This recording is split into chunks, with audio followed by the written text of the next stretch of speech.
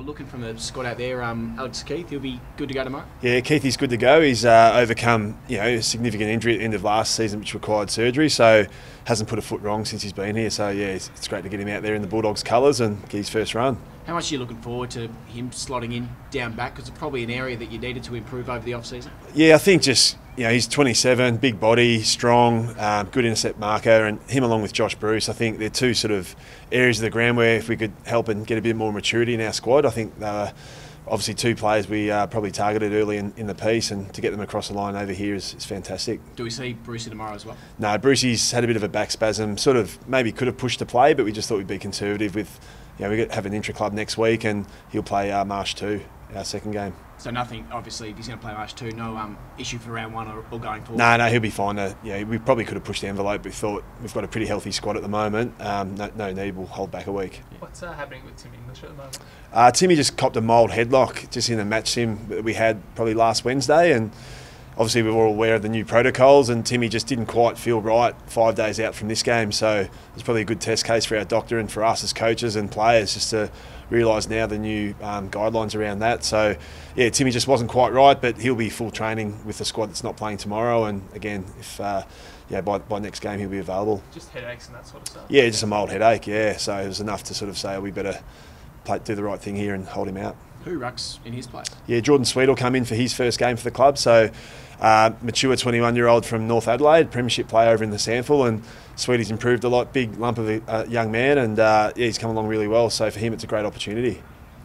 And Aaron Norton, he'll line up tomorrow as well? Yeah, Norton will play. Obviously, he had that injury at the end of the season, so he's been a little bit behind in terms of some others in our squad, but his last 4 or 5 weeks have been really solid since Christmas, and he gets his timing back pretty well. He'll probably, I guess, be a little bit behind where some others in our squad are at this time of year, but yeah, he'll be there and he'll be pretty important. How's Jongy coping with another sort of long-term setback? How's he coping mentally with that sort of rehab stuff? Yeah, look, it's unfortunate. Jongy's had a shocking run, and I guess the only pleasing thing he's sort of had this injury before. It was almost a year to the day, so he'll probably be out for the first month of the AFL season with a bit of tendon damage in his hamstring. So look, it's not ideal, but as we know, it's not a super long-term one, and he's back around the boys, integrated back in this and doing a lot of training already. So it's just one of those ones where you've just got to cop it on the chin. And we put a lot of support around Jongy himself as a player and person, and make sure he's gets over it pretty quickly.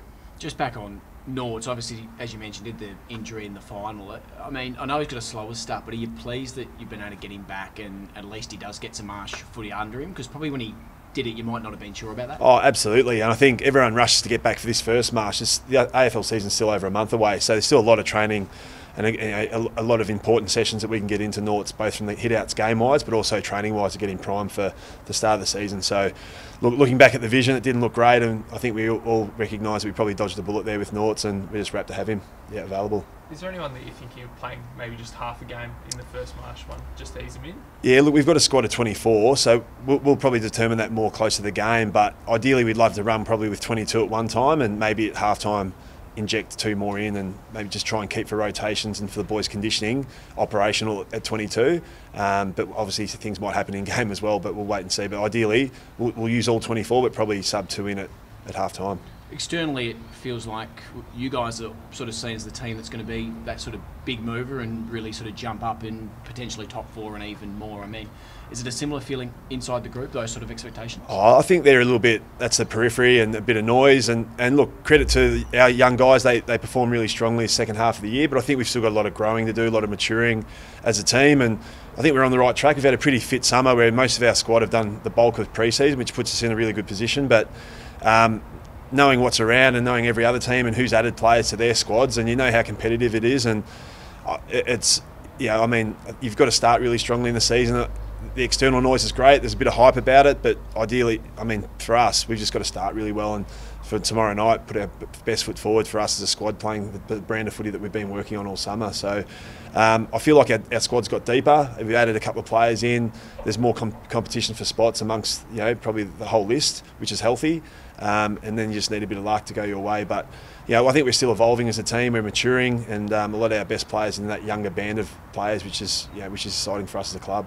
Just the other one, Mitch Wallace, obviously pretty injury interrupted last season. Looks like he's going to play tomorrow as well. I mean, how's his pre-season been? Has he sort of had a full and really over those injury worries? Yeah, he has. Yeah, Mitch obviously missing footy. You sort of you lose a bit of chemistry with your teammates, and other guys come into your positions and play. And so for Mitch, he's just got to keep grinding and find his way back into that midfield. It's a pretty strong midfield group. So Mitch, he's had an ideal summer really for him, not missing sessions. So for him now, it's just a matter of slotting back in and again, adding to that midfield depth that we've got, so trying to find his role in that. And it's this time of year, I'm sure he'll put his hand up and he hits the scoreboard as well when he plays forward, so that's going to be important for us. And you got the 3 in the Origin group. I mean, how keen were those guys to put their hand up and play next Friday? Yeah, next Friday. They're super excited. Obviously, pretty handy players to have the 2 Victorians in Jacko and Bont for Victoria, and JJ to play for the Allies. So yeah, it's a great feather in their cap, and for them to be picked.